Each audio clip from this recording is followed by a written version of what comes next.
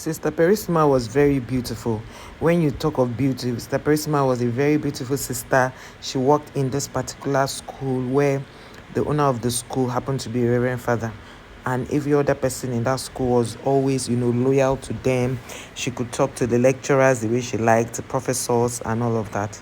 So one day, Sister Perisma saw another beautiful sister who happened to be in the same convent with her, because not all the sisters that work in the school are living in the same convent. In that state, they had about 3 or 4 convents where different sisters lived, and each convent had a mother sister, which is like their convent mother. She's the one to oversee all the things that happen in those convents.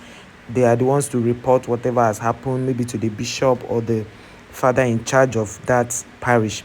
So one fateful day, Sister Perisima decided that she was going to call for a meeting for all the all the leadership in the school. And when she called, one of the sisters was not able to come because she was not having feeling fine. So she was not feeling fine. She didn't have she was feeling like vomiting. So she couldn't come. She was feeling sick. You know that kind of thing, that you're feeling sick but you don't really know how you feel. She didn't know how she was feeling, so she had told her roommates that she wouldn't be able to be coming for the meeting. So Sister Perisma became very upset and asked why she would flout her others, only for Sister Perisma to go to the convent and asked to see the sister. The sister came out, and Sister Perisma was very rude to her, disrespectful and all. And then one lady who came into the convent to help, do some work for one other sister, overheard Sister Perisma saying, oh, because now she's eating what she's eating, like she's enjoying the same things she's enjoying, that is why she doesn't have regards for her. Apparently, there was a rumor that the Reverend Father, who was the owner of that university, is sleeping with Sister Perisma and other sisters. So Sister Perisma heard the gist and started feeling insulted each time the sisters disobeyed. But in this case, it's not that the sister disobeyed. She was just feeling a certain way, how she couldn't really explain how she felt.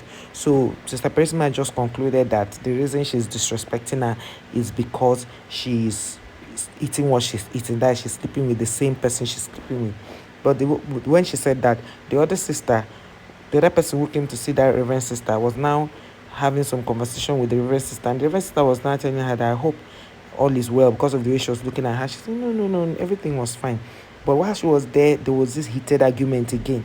They were shouting on top of their voice. Normally, the convent is always a very peaceful place. You're not supposed to be shouting in the convent, just prayers and all. They now started the battle of who is more preferred in that convent. And although the Perisma was older in age, in year of service and all of that, so as they are in the convent, there's hierarchy and there's respect. You respect your seniors, you respect people around you. It's actually a very wonderful and noble calling to be a Reverend sister. So they expected the best from them, and also Sister Perisma started talking to the point where she started talking how she's been a problem to her, that because she's eating what she's eating, that's why there's no longer respect, that she's going to show her, as far as this convent is concerned, she's going to show her, and that she knows that now, because she feels like she's dining with the powers that be, she feels she can disrespect her. So the next thing, this other sister who was sitting with this lady who came to do something for her, I think the lady came to make her hair. So the lady now, because the other sister didn't want the lady to really understand what was going on, the lady had already caught the drift. She already knew what was going on from all the conversation. So she went in to talk to Sister Perisma. Sister Perisma now said, why would this lady not have respect, that she called for a meeting and she did not come for the meeting?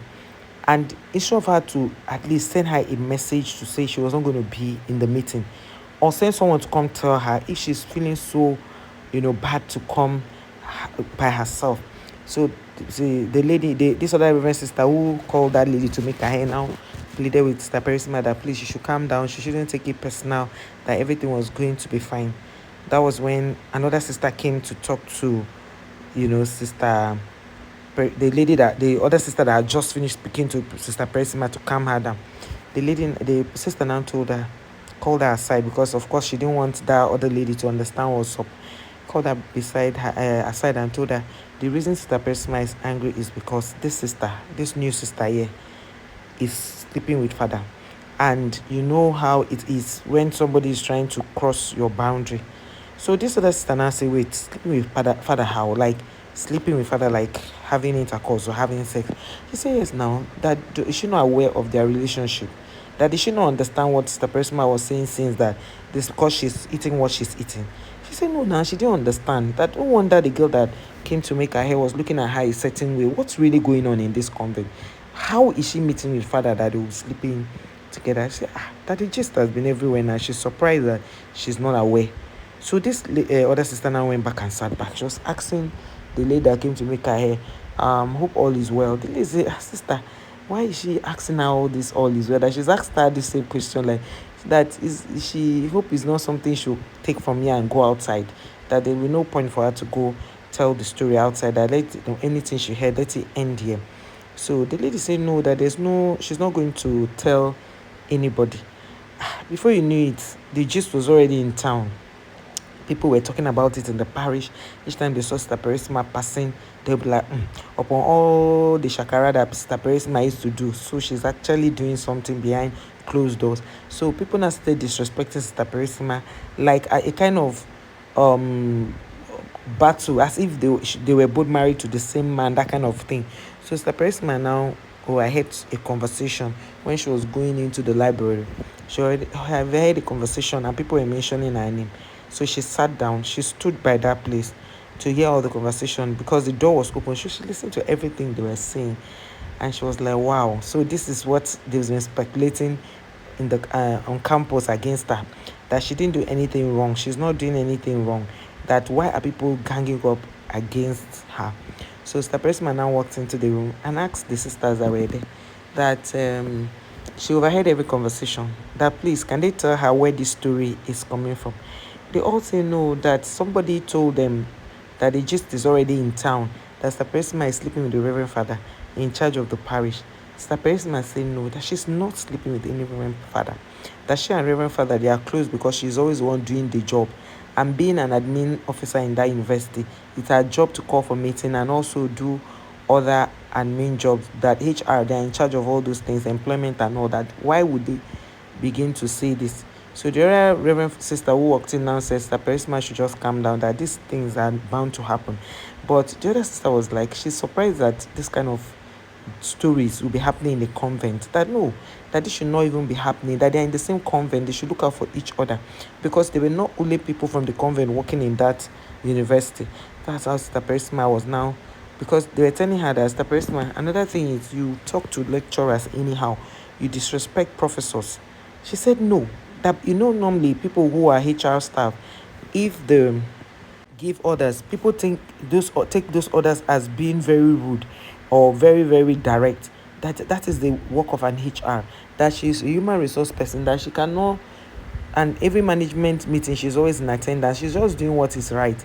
So the other staff told us, the person, I love you so much, I care about you. I'm only telling you this so that you calm down because it's like you are doing so much.